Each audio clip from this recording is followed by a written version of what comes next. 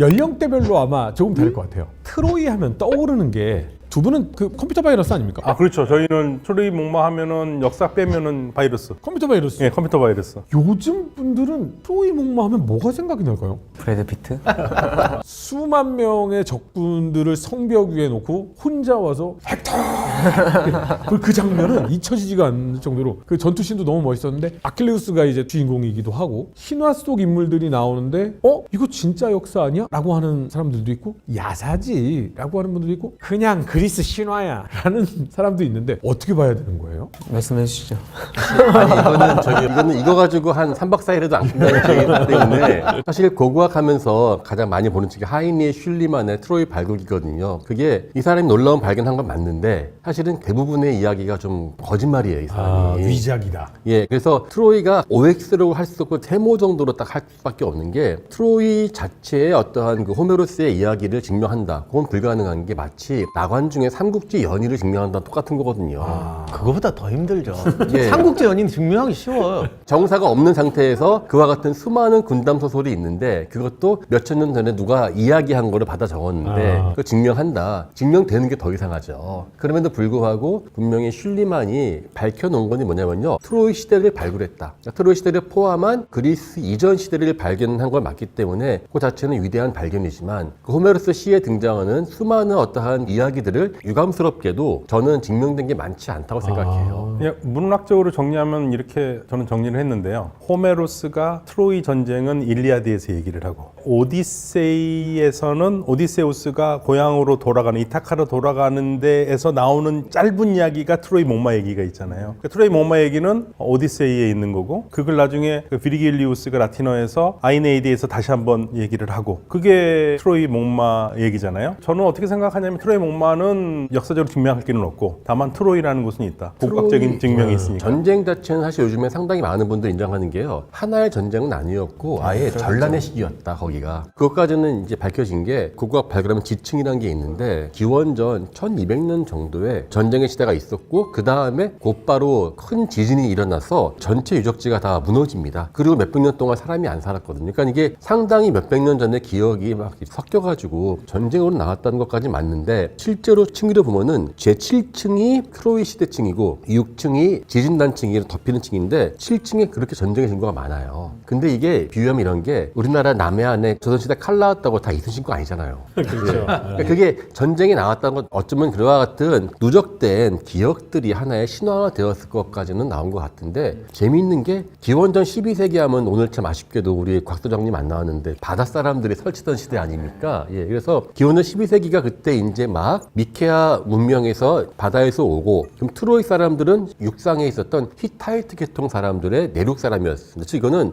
바다에서 온 사람들과 원래 아나톨리아 반도 현재 투르키예죠. 여기에 있었던 사람들 사이에 대립이 몇백 년간 일어났었고 전쟁이 있었는 게 그것이 그와 같은 신화화 되었을 것이다까지는 고고학적으로 이야기는 할 수 있어요. 트로이가 지정학적으로 봐서는 작은 전투나 침공이 많을 수밖에 없는 곳이에요. 그리고 도시국가 시절에 아까 바다민족도 사실은 하나의 정체성이 아니잖아요. 아, 맞아요. 예. 근데 거기가 워낙 요충이에요. 무역의 중심이고 요충이죠. 이스탄불 근처에 있는 그 소아시아 지역이잖아요. 네, 거기가는 그러니까 갈수록 거기는 사람이 많을 아마 수밖에 없죠. 굳이 따지면 전 세계에서 거기서부터 그 다이다넬즈 해협, 옛날에 헬로폰네소스 해협, 그 라인은 전쟁이 제일 많이 벌어진 데일 거예요. 트로이 전체의 그 마무리가 어디였냐? 지난 시간에 우리 이야기했었던 갈리폴리 전투 아닙니까?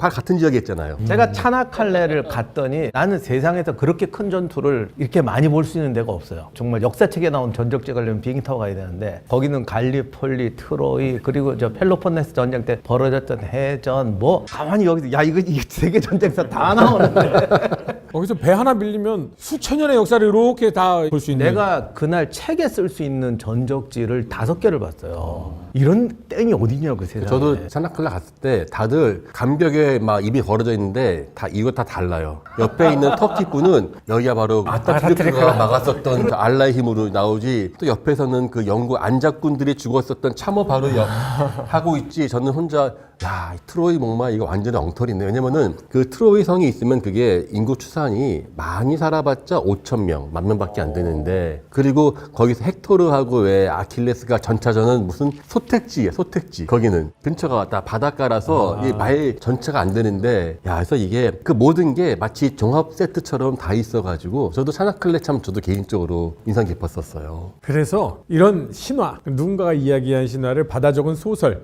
이런 것들을 저희가 역사로 얘기할 수는 없고 여기에 나오는 내용들을 토대로 그때 당시의 역사는 어땠을까를 유추해보는 정도는 가능하지 않을까 싶은데, 아킬레우스가 아킬레스를 맞아서 더 이상 전투불능이 상태가 되고 결국은 사망까지 이르게 되는 그런 모습을 표현을 하거든요. 이게 시작이 사실 트로이 목마입니다. 그때 당시 그리스는 말이 뭔가가 주는 의미가 있나요? 왜 트로이 목마예요? 찾아보니까 뭐 이제 그게 뭐 신의 후위 그리고 뭐 승리 뭐 그런 거를 뜻하는 의미가 있다고 하는데, 아니면 너희가 승리했어라는 뜻으로 보낸다. 그리고 이제 신화를 기록을 보면은 이거를 어떻게 해석할 것이냐 갖고도 트로이 사람들이 분분을 하잖아요. 네네. 그런데 그리스 측에서 일부러 사람 풀어가지고 남겨놓은 어떤 상징물이고 이거를 갖고 가서 성 안에 넣어놔야지 너희가 완전히 승리를 하는 것처럼 그렇게 해석을 하죠. 물론 여기에 반대되는 해석을 한 사람이 그 유명한 라오콘이 해석을 했더니 바다의 신 nep툰이 큰 뱀을 보내가지고 막 아들이랑 죽고 막 그러잖아요. 그러니까 더 확신을 해가지고 성벽을 헐고 그 다음에 그 큰 목마를 넣었다 뭐 그렇게 나오는데, 일단 뭐 그거는 일종의 이야기를 맞추고자 한 것 같고, 뭐 진짜 트로이 목마가 있었다면 생각해볼 수 있는 동물이 랍스터,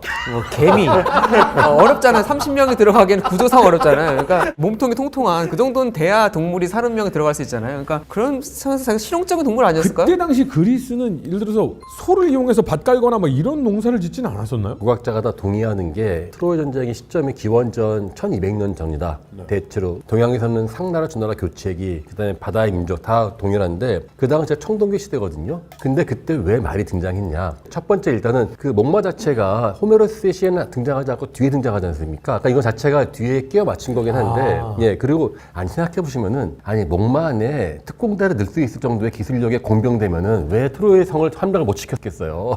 그건 말이 안 되는 거죠. 그 정도의 기술력이면은 내 생각에는 더 멋있는 걸 만드는데, 영화상으로도 보면 나올 때 이게 들어가는 입구가 보이면 안 되니까 분명히 철저하게 막았을 텐데 안에서 나올 때 보면 되게 변신 로봇처럼 척척 열려서 나와요. 저는 이걸 어떻게 해석하냐면 고고학적으로 기원전 17세기부터 12세기 때까지가 전차의 시대였거든요. 그래서 하늘에서 천사가 내려와도 말을 타고 내려와, 아까 신의 상징이라고 이야기하셨던 바로 그 신의 상징으로 전령으로 말이 등장하는 게 바로 이 전차와 관련되어 있기 때문에 아까 말한 것처럼 핵대 시신을 달고 끌고 다니잖아요. 전차에 달리는 자체가 그게 트로이는 그와 같은 소특지가 있기 때문에 그와 같은 벌판이 없거든요. 상징적인 의식이었고 모든 게 전차가 동원된다는 것이죠. 심지어 비슷한 시대에 약간 다르지만요, 아틀란티스의 전설을 이야기할 때도 보면은 역시 아틀란티스는 바다의 도시지만 거기도 역시 전차가 등장하고 말이 등장하거든요. 이거는 그 당시 널리 퍼져 있었던 전차와 관련된 신앙이 반영되어서 후대에 추가된 것이 아닌가 하는 게 고고학적인 상상력이었습니다. 한참 후의 시대에 본인들의 가장 걸맞는 신화에 어울리는 것을 그쪽으로 집어넣은 것이 지금에 이어져 내려오고 있다. 근데 전 중동의 역사에서 보면 고각 말고요. 일단은 뭐 트로이 하면 제일 먼저 나오는 얘기 중에 하나가 고대 페르시아의 황제였던 크세스가